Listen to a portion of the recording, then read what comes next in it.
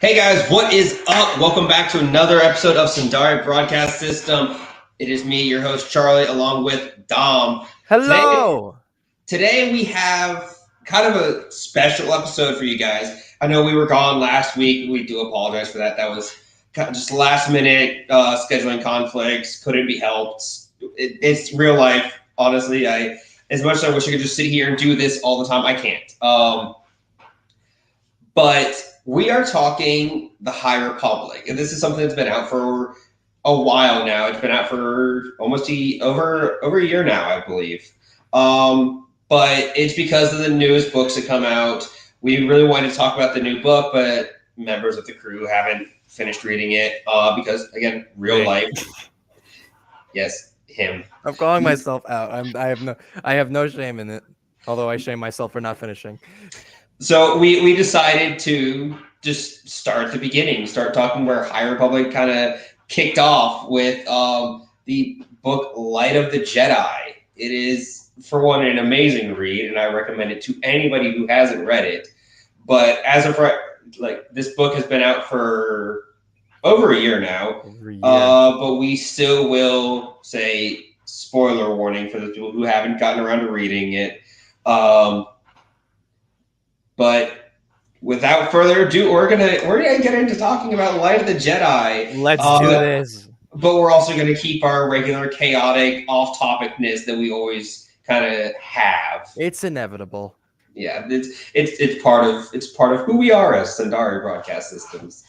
All right, so Dom, let's hear your impressions of Light of the Jedi, just without going into detail yet. Just your initial.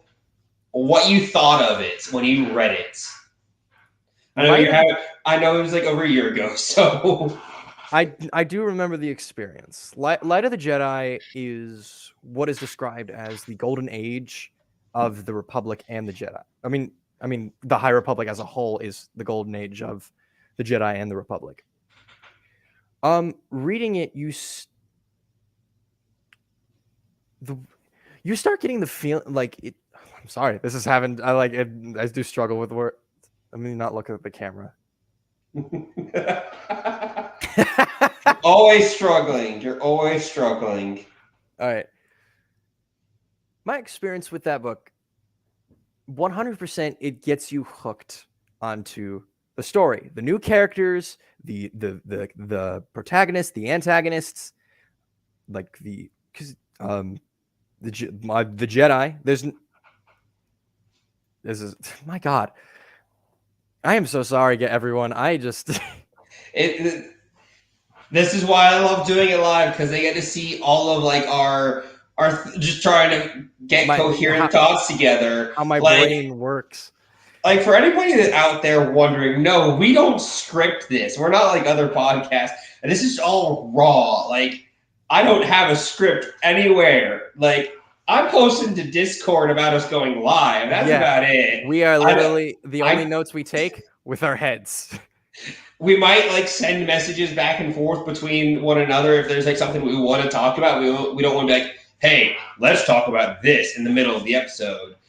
Just so I might be able to direct the conversation, or one of the other guys can direct the conversation. So we just fly by the seat of our pants. That's how we do it here.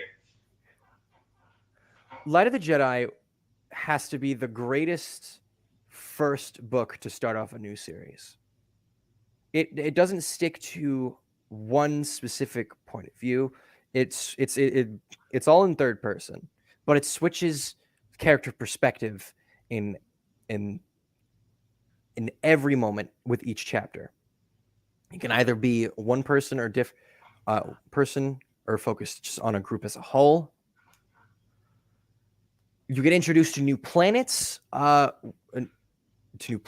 ships, even of, I believe, have we been introduced to new races in that book? It's in that. Yes. In that book. Yes. Yeah, because I think some from Legends, right?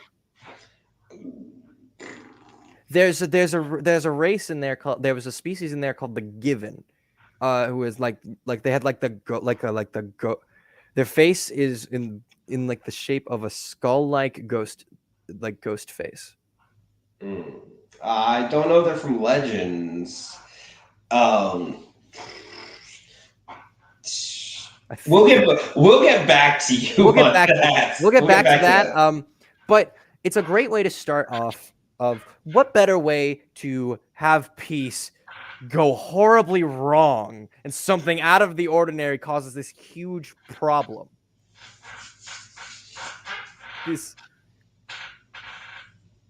Without going into detail, it's the perfect way to unravel a new way to look at the galaxy as a whole, of what other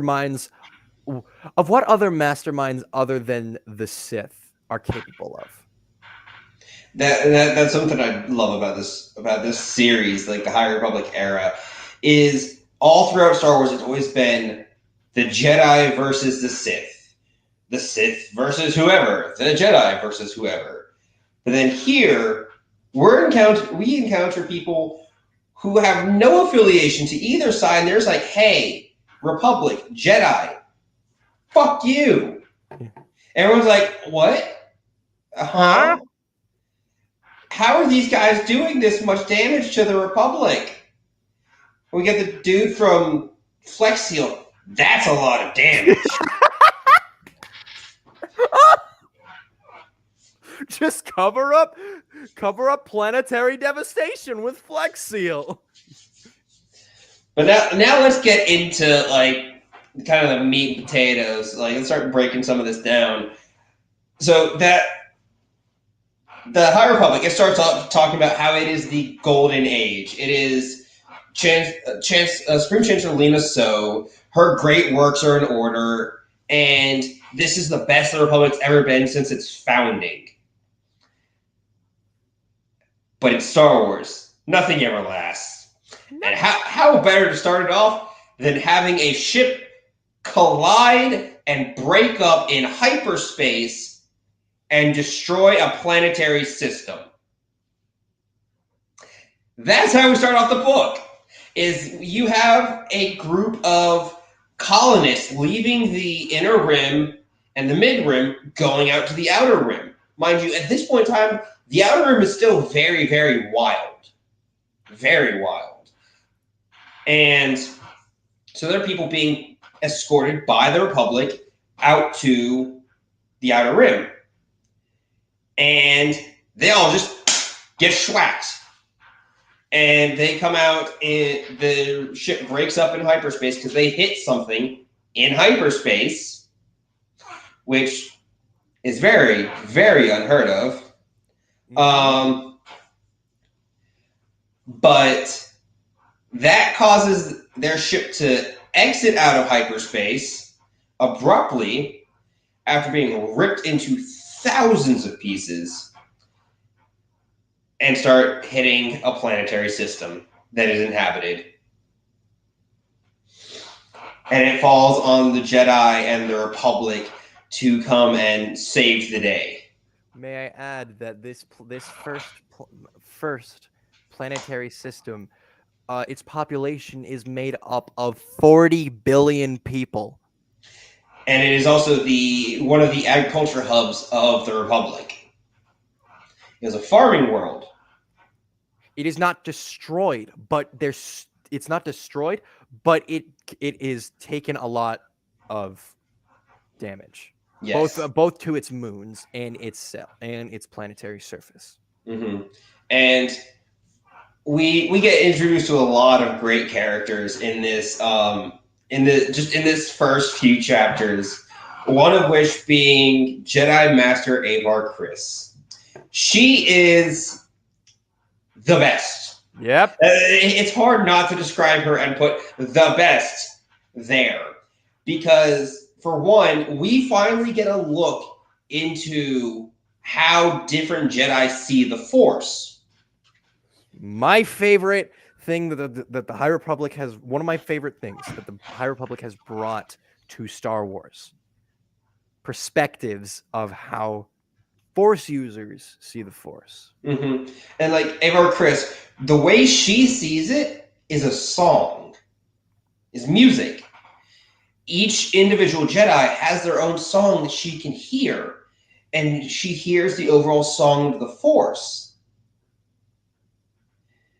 And that's how she connects. And we meet another amazing Jedi, Elzar Mann.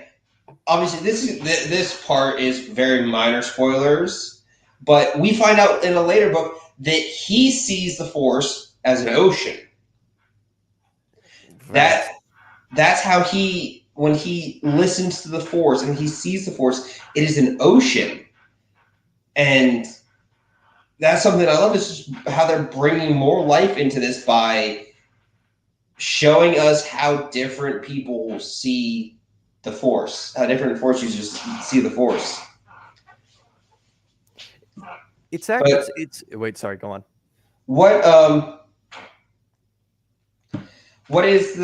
Tell us about the system that this all happens in. This system is called the Hetzel System. Hetzel, as we said before, is a main planetary value of the planet. It's known for its agriculture, and as well as its 2 moons, which are, I think, the best names for moons. The fruited moon, and the rooted moon, and the fruited moon, which does make sense known for its agriculture. But out of context, if you call something the fruited and the rooted, it is funny in and of itself.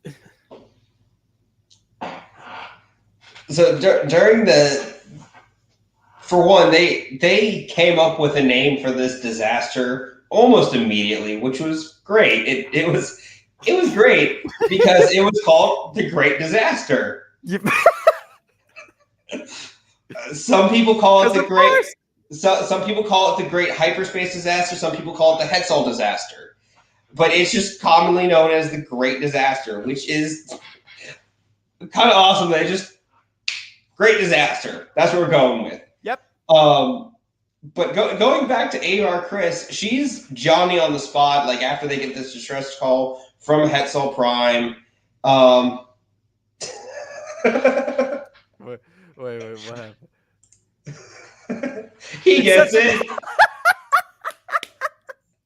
He gets it. But after Hetzel sends out this emergency broadcast to the Republic saying, "Hey, stuff's going on. We need help." They immediately send a frigate with some Jedi and some Republic on them, some Republic personnel on them, and immediately the Jedi scramble out in their vectors, which are brand new starfighters, mind you. They're brand new to the lore. They are specifically built for Jedi. No one else can fly them, because part of flying them is to use the Force. I love it. They're great ships. It also requires if vectors are required in battle. There's a little compartment in the vector called a lightsaber key. It needs Jedi need to put their lightsabers into the lightsaber key slot, so that way you have like blasters and guns ready at the ready, and the blaster shot color is the same color as the blade, which I love. But while the Jedi are scrambling and the Republic's scrambling to try and figure out what's going on while they're on scene, Avar does her thing, and it's called Force Web, I believe. But she connects the minds of all of the Jedi together, so they can communicate with each other without having to use a comm link. They are all of one mind. But she stays on the frigate and does this, and she's known as the hero of Hetzel because it was more or less her calm demeanor that helped literally everybody in this system stay alive and get out of there. We should also keep in mind they managed to stop. They managed to hold back as the complete damage that they would have, that pieces of this ship, which was known as the Legacy Run, it's from crashing into Hetzel. But another problem came up. One of the cargo pods is filled with coaxium. No, it was Tabana gas. Oh, it was Tabana? Oh, I thought it was coaxium. No, so Tabana gas is a very useful, it's a very modular gas in the Star Wars universe. It's what you see, that's what gonk droids usually have in them, is Tabana gas. Whenever a blaster is fired, it uses Tabana gas. To heat, it's used for heating. Like you get stationed on Hoth, you're going to have a Tabana gas heater to keep you warm. But it's very, very, very explosive. And there is a shipment, due to the Legacy run breaking up and it being a colony ship, they brought Tabana gas with them for heating, all this other stuff. One of the shipments of Tabana gas dropped out of hyperspace and was heading directly for the system's sun. And it is stated that if that met with the sun, it would be the end of the system entirely.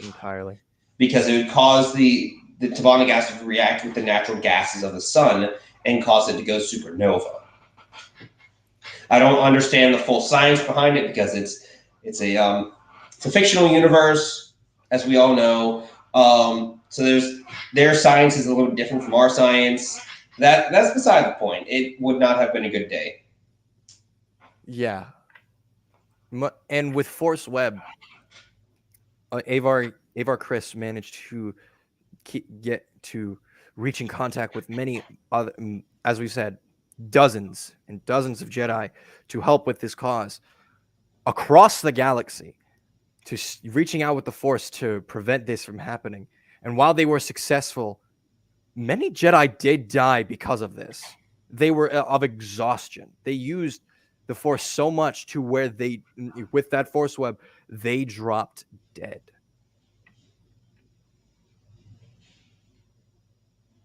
It was too much for them. May I also, in fact, mention Yoda helped with that.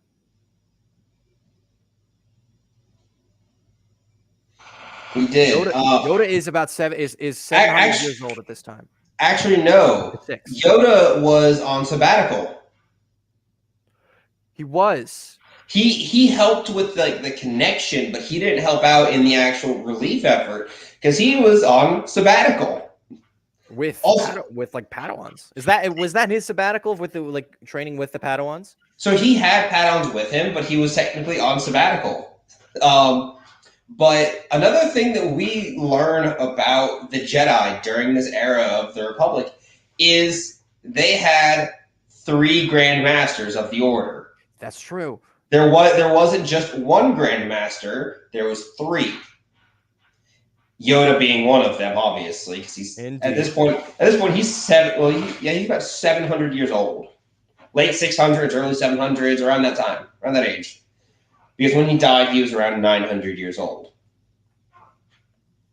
So it's we're just immediately just info bombed. Like they're dropping so much information on us. It's just like what? There's so much new, there's so much new information, so much old information. High Republic blends them perfectly. It's blissful, at this point. So at this point, the Hetzel disaster at this point is that when Hetzel was affected, stops and is settled. But the problem with that is that Hetzel was the one mostly affected with the most damage that it could have caused. However, debris of the Legacy run reached galaxy-wide, meaning and what I'm meaning by this is as they struck whatever they hit in hyperspace, and then when they dropped out of real space, it ricocheted shards and pieces in all different directions Some of them were in directions of other planetary systems.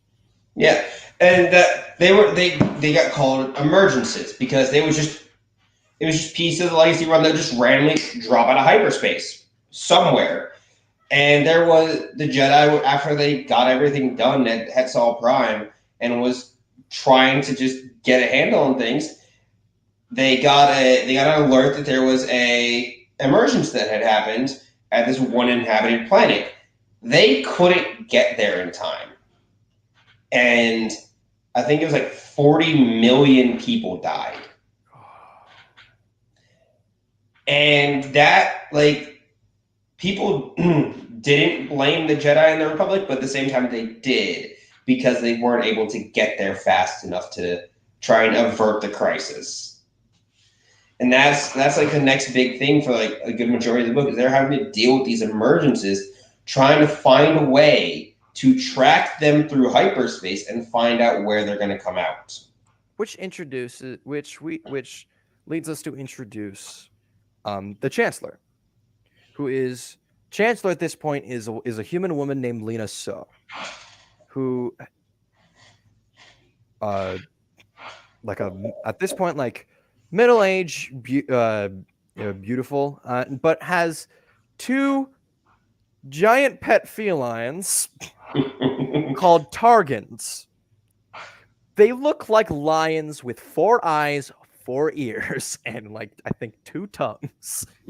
One pink, one yellow. They're great, but it causes, like, the Jedi, they have to find the hyperspace pioneers. There's a specific family that was like at the head of the hyperspace explorers, and they happen to be living on Naboo because everything happens on Naboo. Everything happens on Naboo. It's Naboo. They are aware of this group that's been causing problems. This group being a group of marauders known as the Nihil. The Nihil are very interesting because they're the only people to not represent another faction, like another planetary-based faction. But they're marauders that what they do is they wear masks, like gas masks, very customized gas masks, and they will use gas in their raids to disorient and kill their targets so they can be in and out quickly. But another thing they use to hit hard and leave is something called the paths, which are hyperspace routes that are not plotted in any nav computer. They need a special type of engine in order to access the paths. And that's where this family comes into play. Dom, can you find that family name? I'm blanking on it. They're known as the Santekas. The Santekas. The Tekka. The Santekka family. The Santekas are aware that one of their family members went missing, and she was the best at plotting hyperspace routes. It was a gift. She was. It's comparable to a gift in the Force, and she's been missing for over 100 years at this point. So everyone presumes she's dead. But the family sees what the Nihil is doing and is like, "Hey, that's kind of like what our relative did. Like how good she was." So we're gonna go out on a limb here and say she's there. But we're not gonna tell the Republic of the Jedi. We're going to come up with this completely asinine theory of how to track the emergencies. Now, how do they do it? They get 1,000 navidroids, and string them together, and that's how they track the emergencies. And they can finally get like a handle on them, get them taken out. And the Jedi had to hurry because, as all politicians do, Chancellor Lena So was more concerned about her reputation and her great works being preserved that she gave the Jedi 30 days. 30 days to get a handle on something that's never happened before in recorded history. and fix it. So the launching of this new space station that's supposed to bring it's supposed to be a beacon of hope to the people of the Outer Rim, is a central hub for trade, commerce, all this stuff, and also increase like communications to where you can get a good, reliable signal from, like, let's say the Inner Rim to the Outer Rim, and not have to worry about it like breaking up and not being able to be heard. And it's called Starlight Beacon. But she was so worried about that being launched that she was like, hey, you have 30 days. So everyone's like running around like the chicken with his head cut off, trying to figure out what's going on.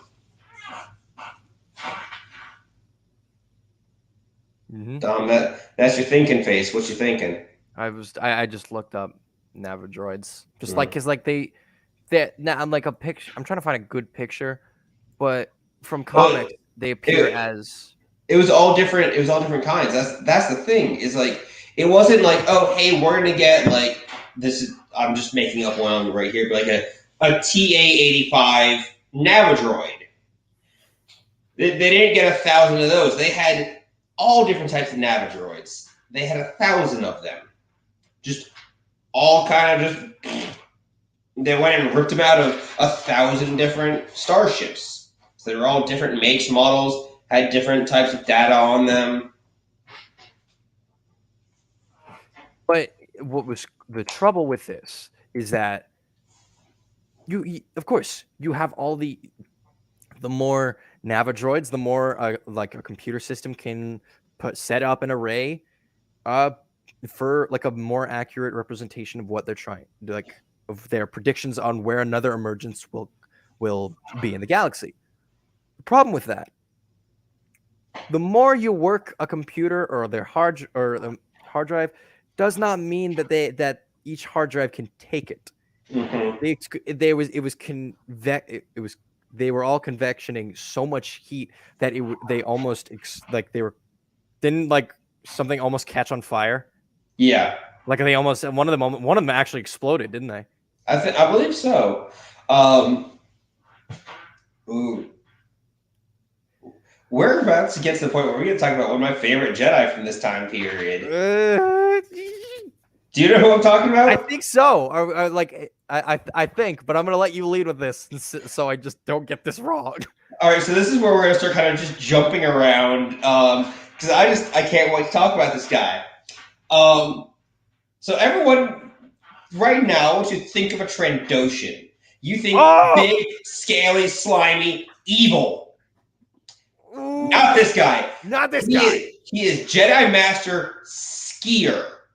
And no, that's not me like having like a speech impediment. That is literally how his name is pronounced. It's Skier. Ssker. The SS being specifically pronounced. Skier. He is a Trandoshan Jedi Master, which is phenomenal. And I love how they wrote his story because he appears in some later issued comics, which I don't have. Like I'm very weird with like comics and anime, manga from animes and all that. I read them, or I try to, but I don't buy them because I read them so quickly. I'm like, now I just have this, and I don't know when I'm going to need it again. So Dom's more of the comic person. He reads comics a little bit more, but Skier shows up in a few other like books and comics, and like most of the Jedi in this time period, they kind of have just a pretty like linear path. They have some highs and they have some lows. Not Skier. Skier's path is it's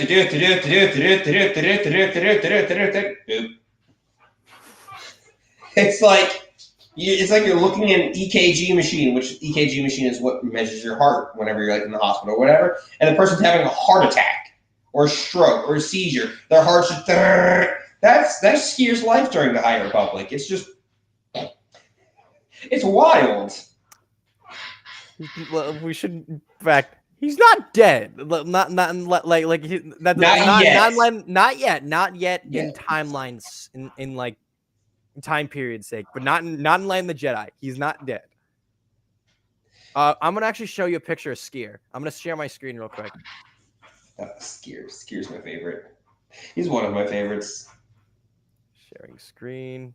Yes. Chrome tab. Skier. All right, can you see this? Jedi Master Skier. There he is. Wonderful. And look at him. That's a face you can rely on. And I'm being dead serious. Yes, Skier is. So in this is again me going like on a little bit of a tangent with other later things that obviously at this point, if you're just getting into High Republic, you don't know anything about him. But he is very, very dependable. He will take his own well-being and throw it out the window. He's like, the mission, my friends, my comrades, they come first. My personal well-being, no. I feel as well like aren't Force sensitive Trandoshans like ultra rare? Like really, yeah. They're so rare. It's like finding a Force sensitive Wookiee. It's 1 in like a million to find them. Speaking of which, we get introduced to the best boy, a Jedi Padawan Wookiee by the name of Buryaga. He is great, and the thing that I love about this time period is there's a lot more people that speak Shriwook. So he's not just like, and people are like, what the fuck he's saying? There's like, oh yeah, Buryaga's got a great idea. There's, I'm gonna pull up a picture of Buryaga real quick. Also pull up a picture of what's his name from Clone Wars? I forget his name. Oh, Tuck? No, that's not it. No, it's I'll look him up. Gunji or something like that. Gunji. Yeah, pull them up next to each other. Our 2 favorite Force sensitive Wookiees. But while he does that, I'm going to go on a bit of a tangent here. I already had this discussion with Dom before the show. Oh yeah, like you'll yeah. So hold up, let me get more centered on the camera here. Yeah, if you want to put your face up, go right ahead. You have the control. I love Star Wars. I love everything it does, but hyperspace doesn't make sense because it is stated in the lore many times that when you are traveling in hyperspace, which is different from light speed. There's a difference. There's a big difference. Hyperspace is a pocket dimension. It is a dimension that exists in its own space outside of real space. But according to the lore, if there's a strong enough gravitational force, you can get pulled out of this dimension. You can get pulled out of hyperspace. But also, you're traveling in another dimension, you still have to worry about colliding with things in real space. So, like, here's my ship. It's flying through hyperspace. Here is an asteroid. They're both flying. This one's in a different dimension. So, in theory, and according to modern physics, when they meet, they should just keep going because they don't exist in the same plane of existence. They're in different dimensions. But in Star Wars, you collide. Or your ship just stops and lets the asteroid go by because the navigator's like, oh, hey, there's an asteroid coming, we're going to stop. Or it's going to reroute around the asteroid, which doesn't make any sense to me. Like, I want somebody to have this discussion with me because, like, I love Star Wars. It's like hyperspace is great. And to my friend who thinks Star Trek is better, it's not because In Star Trek, you travel at warp speed, which is below the speed of light. In Star Wars, we travel faster than the speed of light, and that's like I was saying, hyperspace and light speed. Hyperspace and light speed are two different things, because with hyperspace, if you're traveling through hyperspace, I'm just gonna make up an example. Actually, Dom, did you ever get those numbers that I asked you to get? Like Yes. either Alderaan to Tatooine or Coruscant to Kashyyyk. I'm gonna go just Tatooine to Alderaan real quick. I did get the parsec and a light year equivalent. Just numbers, but go on with what you were saying. Sorry. So like let's say I'm just gonna throw out a number because Dom's getting the actual numbers right now. But let's say it's 17 parsecs to get from Tatooine to Alderaan. Convert that to light years. We're again just making up a number here because Dom's looking up the actual numbers. Let's say it takes 20 light years. If you are traveling at light speed, that will take you 20 years to get there. But give me 1 minute. I'm getting a calculator. If you're traveling in hyperspace, it may take a few days or a few weeks or a few months, depending on the distance. But it is so much faster because you are in a different dimension, and you're not having to worry about these like astrological bodies like planets and nebulas and stuff like that. But also that's part of the nav computer. It plots a course around all that stuff, but it doesn't make sense. Like why is real space affecting a different dimension? Like I was telling with Dom again. I apologize for my tangent here. No, you're fine. I'm apologizing to the audience here. But I use this example. This is a 3-dimensional cup. It exists in the 3rd dimension, but it has a 2-dimensional image on it. Obviously, the paint style they used, it's a very 3-dimensional. Like I can feel the image, but I can't reach in and grab that image out. I can't pull out the mythosaur skull that's on my Mandalorian mug. I can't reach in there and pull it out because it exists in a different dimension. I can look at the dimension. I can see the image in its own dimension, but I can't reach in and grab it. Mm-hmm. So somebody please explain to me, like break it down Barney style or tell me the very, very, very, very advanced physics. I can take either of them. It doesn't matter. But somebody explain to me why a pocket dimension is affected by another dimension. Huh? Like, please. I just need to have a discussion with somebody and like maybe we can come to an understanding like why this happens. Okay, so please, Mr. Mathematician, you are better at math than I. I know, but I think I'm trying to find parsecs and it already gave me an answer in light years when looking it up. Because okay, a parsec is a unit of distance equal to 3.258 light years. What I just saw. Oh wait, that's Coruscant and Kashyyyk. No, wrong one. What did I just have it?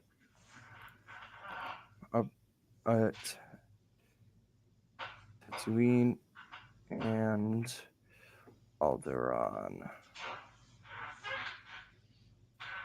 Well, it already tells me this. I didn't need to do any calculations, but I feel like I should have. It says right here from how far apart is Tatooine and Alderaan. They are 50,855 light years away from each other. So 50,000 light years. We're just going to round to 50,000. If you're traveling at the speed of light, it will take you 50,000 years to get from point A to point B. Because that's how long it takes light itself to travel that distance. But Dom, Mr.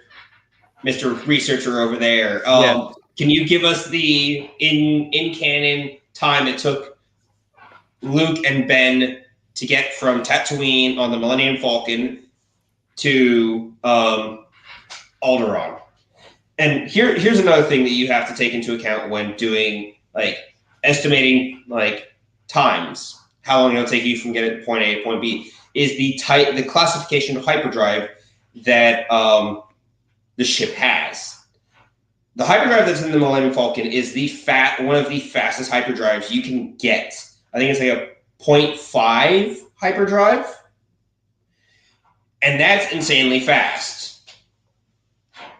It took them from once the Falcon makes it makes it in less than 2 days, and then the speed of light dramatically per hour. So they made a jump from that would have taken 50,000 years at the speed of light. Took 2 days. 2 days. But most capital ships, so like a Venator or Imperial Star Destroyer, they have, I believe, a 1.0 or 2 class hyperdrive. So they're still pretty fast, but they're obviously notably slower than smaller craft that have a 0.5. So it'll take them a lot longer to get there because their hyperdrive not putting out as much power to move them faster through this dimension. Okay, I think I have okay, so I'm back on the journey between Tatooine and Alderaan. I'm gonna put the light years into parsecs this time, which is about.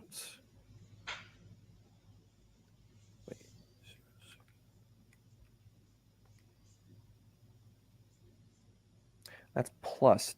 Wait, no, it's not. I have to confirm it here on this.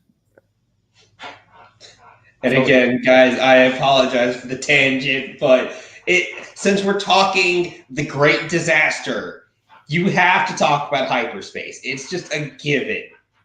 Because they bring so much new lore into hyperspace, but it still doesn't explain things. The science behind it. I'm not a scientist. I don't have any degrees in anything. Okay, so if you multiply the 50,855 light years into one light year per parsec, which is which 1 light year per parsec is 1 light year equals to point. It's just a 0.30, just a 0.306 0.307 parsecs. If you divide the exact one that it says, it says the parsec is 0.306601, you would have,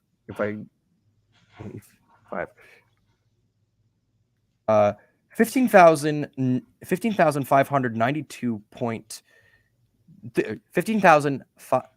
I'm sorry about this. I keep messing up my own words. 15,592.2 parsecs approximately. And they made that trip in less than 2 days. That just speaks to the Millennium Falcon. So whoever tells you the Millennium Falcon is trash, be like, no. We have math to back it up. It has the best hyperdrive. We have math to back it up. Speaking of, I think we just talked about specific hyperdrives. Yes. We mentioned the paths. Yes. And their hyperspace is how hyperspace for us is blue, just the regular hyperspace. When they go through a path, when the Nile go on a path, when they enter hyperspace, and they can do that literally within a planet's atmosphere. And yes, that's dangerous, but they do it anyway.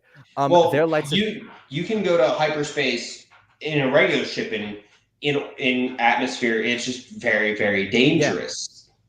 The Nile just don't care. That is the point. And the color of their hyperspace is green. because it's not. It's a specific. I don't know why it changes color though, but My theory is also at one point they mentioned in Light of the Jedi. We're gonna try and get back on topic here. Yeah, I have the Wookiee. I have the Wookiees pulled up. My tangent is over for now. But at one point they state that hyperspace looks sick. It is red. So, but my theory on why the different color for the Nihil is they're going through an uncharted path. Like for hyperspace that we know, it's pre-paved, like paved lanes. They are lanes that have been explored and cleared of any like celestial bodies that might interfere with their travels. But the Nihil are using uncharted paths that just kind of get created like that, or that haven't been used in 100 years. My stupid Apple Watch was trying to search for what I was just talking about. But that's my theory, is because it's an uncharted path, or it hasn't been used in forever, so it's just degraded. I do have the Wookiees pulled up from earlier. So we have. I'm going to share my screen again. We have.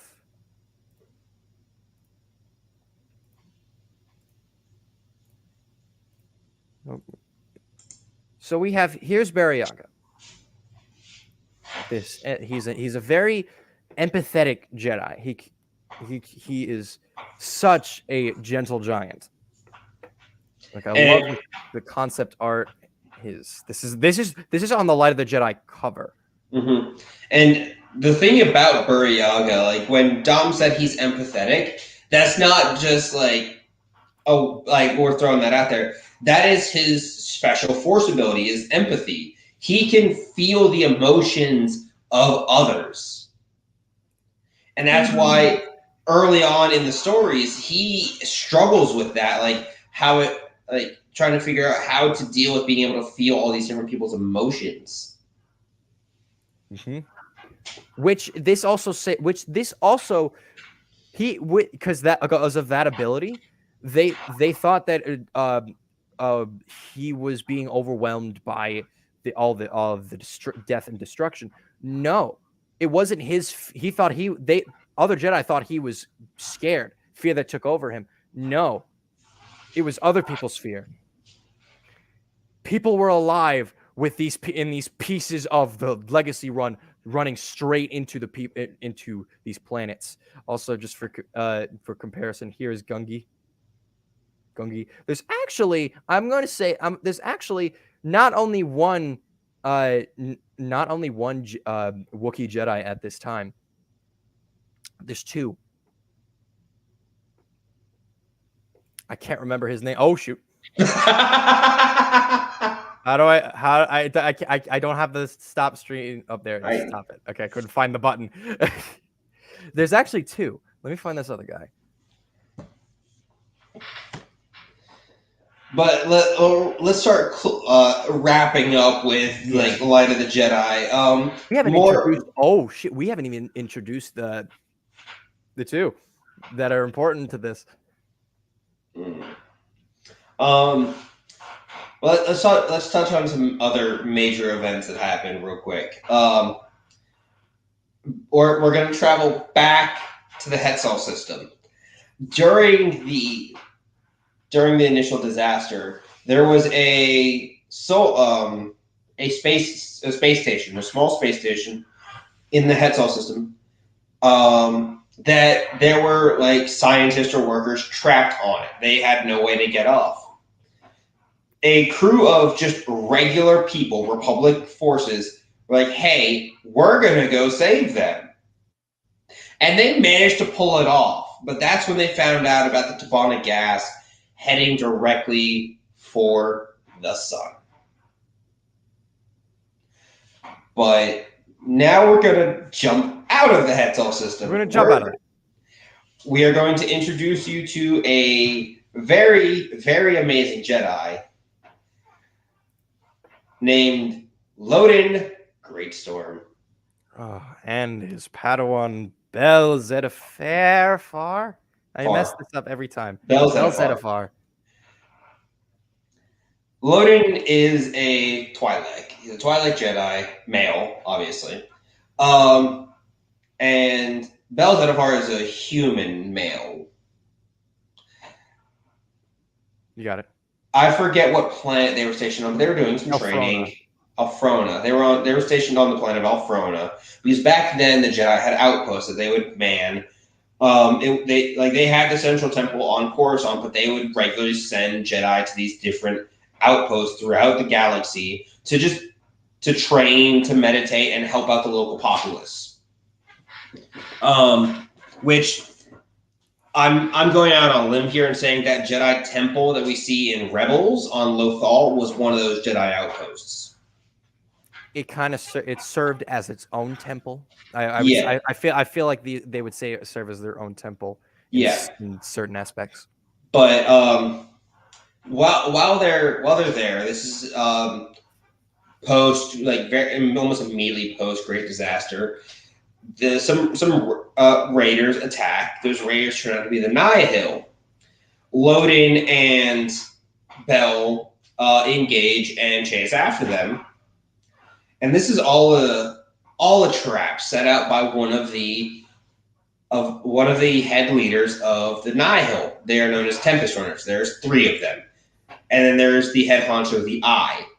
The thing with the Nihil is their rank structure and their hierarchy is based off of storms.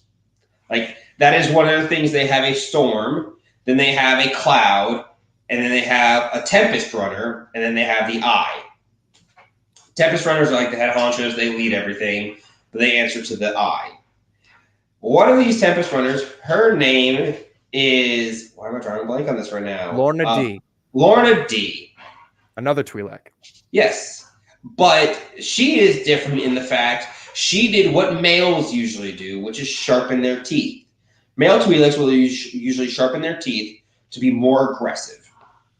Because Twi'leks are a carnivorous species, so they also need to be able to hunt and attack and all that stuff.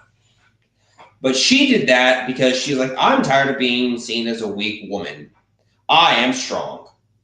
Yeah. Fuck everybody else. And this is literally her attitude throughout everything. She actually gets her own book. Oh, I have it. It's called The Tempest Runner. Yes. There she is. Runner. Great book. I pointed over there when I should have been pointing there. Oh well, whatever.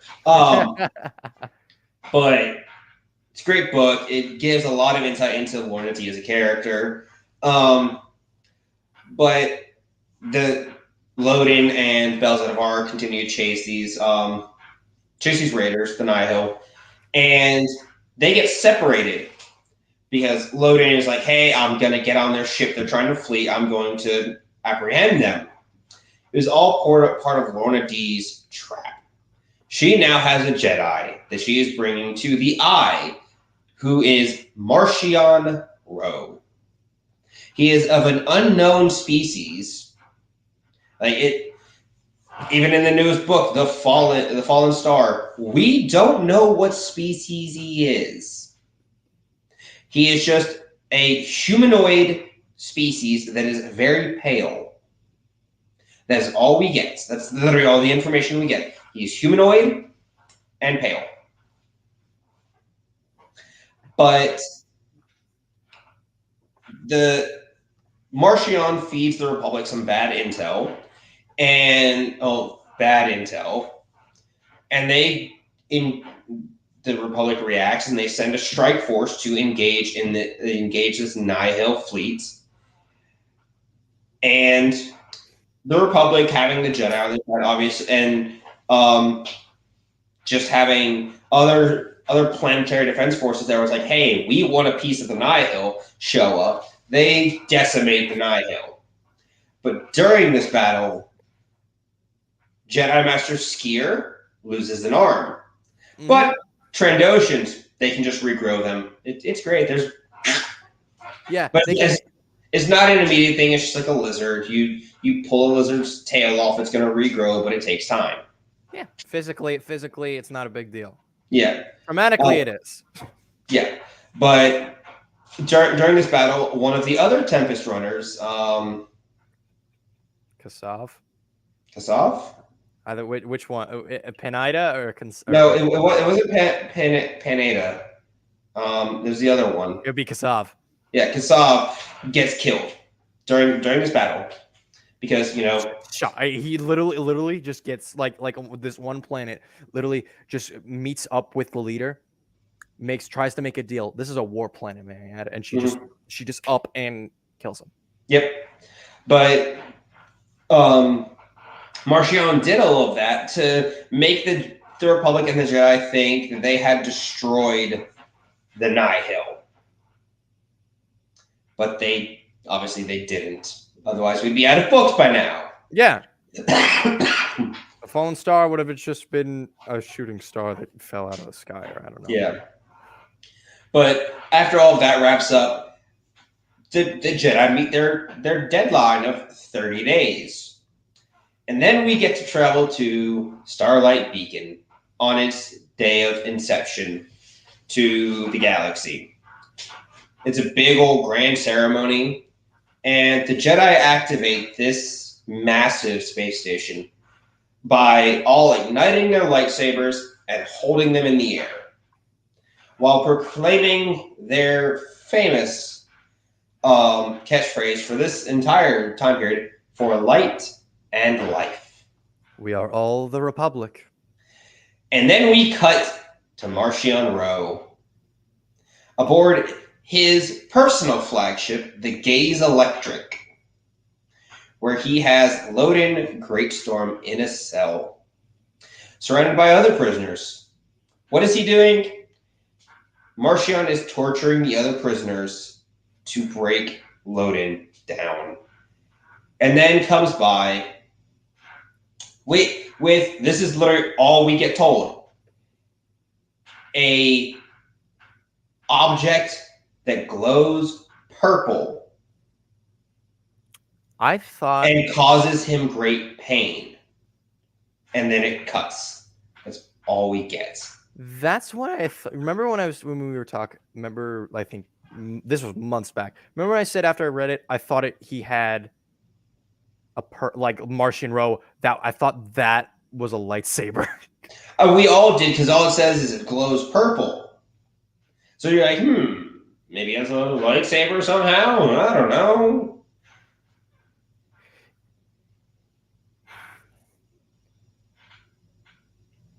And like we could go in and talk about what it is, but that would, for those people who haven't read any of the books or haven't gotten past Light of the Jedi, it would like spoil something. But that's what we're not here for that. We're not here to spoil stuff you haven't read. That's why we gave the spoiler warning prior to us talking about Light of the Jedi. So if you're still with us, congratulations. You have gone through a very, very hectic synopsis of Light of the Jedi. I hope that next time when we get to it, when we talk about another book from the High Republic, others will want to join in, because I know there's a lot of people out there who read this series and love it. And if you don't, like, if you're not one that like reads a lot and you think like you're like it's a waste of time to read books about Star Wars, I highly recommend you actually just give it a try. Start with Light of the Jedi. And see, what I do is like I love to read, but at the same time, I can't stay still for too long. You guys can see that I move around when I'm talking. My hands move, or I'm playing with stuff, like I'm on my phone, or I'm playing with this therapy buddy that I have, whatever. Is I buy the audiobooks, and I'll sit there and I'll listen to the story while I do something else. It's what I do when I'm at work, when I don't have anything going on, is I'll sit there and I'll listen to a book or I'll listen to a show just to have something going on to break up the monotony. But it's a good way to like absorb a book and find out what's going on. And Penguin Random House Audios, the people who produce the audiobooks for these books, do an amazing job at dubbing them, at casting, getting voice actors to read them. It's amazing how they do it. And there's some, like with Tempest Runner, before it got a physical copy, it was just an audiobook. It was it's a script. It's a full-on script. It was they went as far as to add in sound effects and voice actors for other characters. Like, you hear these people talking, and it's not the same person talking that is the person that's reading the main story. I'm gonna take Charlie. I'm gonna take a shot out of the dark and probably guess who. I'm gonna guess who Martian Rowe is voiced by. Like, did they ever say who voiced who? No. No, damn. I was gonna say that the perfect voice actor for Martian Rowe, Matthew Mercer. I don't think it's him. Well, I'm gonna see when I get around to reading this. I'm gonna see if I can listen as well as read, because I find that's. I've never tried doing that, but its length is interesting, and it's something I'm going to try. But I think, yeah, it is about that time where we should wrap this up by now. Charlie, do you want me to take out the outro for now? Yeah, go for it. All right. So, like I said, it's about that time. And Charlie, where can people find you when they want to get in contact? Where can you find you on social medias, man? Right here at Carolina Boy 232. You can find me on TikTok, or you can reach out to me on our official podcast, our podcast official Instagram at Sundari Broadcast Systems on Instagram. There's also a link to our Discord in the bio of this video. So join our Discord, come talk with us, give us ideas. The server's obviously kind of dead because not a lot of people join the server and talk to us, but we would love to talk with you if you're interested. This is a new topic we're getting. Like, we might not be covering the High Republic next week. We might be covering the High Republic next week. We don't know. We just kind of make it up as we go. That's why we don't have a schedule other than we go live every Saturday. Our schedule reflects like what's going on in the Star Wars community, and right now it's the Fallen Star, but not everybody has read it, so that's why we're talking Light of the Jedi. When Andor comes out, we'll be talking Andor. We'll be talking Bad Batch when it comes out. We just kind of flow with what's going on, or we just sit here and we talk lore like we have been for the past few weeks now. Which is still fun to do. We dive into new topics. But as we get back on track and finishing this up, you can find me at dshine12 on TikTok and on Instagram. You can also find me I'm streaming on Twitch more, so you can find me there at dshine15. And if you want to keep up with the latest episodes of Sundari Broadcast, subscribe. We love the more we can get this to people, the more fun, more topics we can bring. We would love to reach out to as much people as we can. So if you're interested and want to see more, subscribe. Turn on our notifications. We literally said we go live every Saturday at 7 p.m. Eastern Standard Time, depending on schedules. Yeah, we're as transparent as we can be. If something comes up, we will push it out to our Instagram and our Discord saying, "Hey, we're not going to have an episode this week because of whatever," or we haven't had to do it yet, but we might delay an episode. We're like, "Hey, we're going to do it on Sunday." Because at the end of the day, real life comes first. This is just a hobby because we don't get paid for this. So I don't have the money to pay these guys. I'm a broke 25-year-old that works all the time. All right. Well, with that, I think we will see you all later. Same time, same place next week, right here. May the Force be with you. Have a great night. For light and life.